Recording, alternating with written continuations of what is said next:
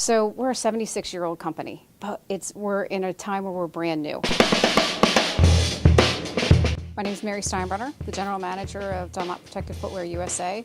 We started out in 1939 as the Bata Shoe Company and have evolved over time into Dunlop Protective Footwear. But in the last few years, we added a lot of new technology. We started making polyurethane protective footwear. So we are the only high-pressure polyurethane injection molder in the United States. We make the lightest weight, most protective product. We protect workers who supply energy, workers who make our food, and we supply all the products that keep them safe so that they can continue to make our lives better. So each boot is formulated specifically in our facility here to give the best protection from all the environments, so everything from slip protection to abrasion protection to even chemical resistance. Historically, the business was really focused on just maintaining the set level of business.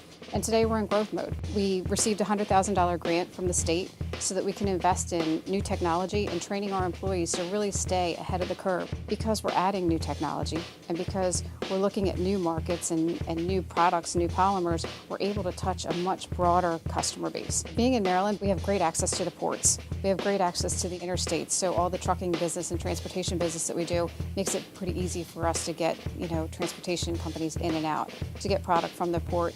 We're now shipping product back to Europe. So U.S.-made product that traditionally we only received, we're now sending product back. There's so much made in Maryland and made in USA pride in this building, and we're just beginning to really capitalize on that.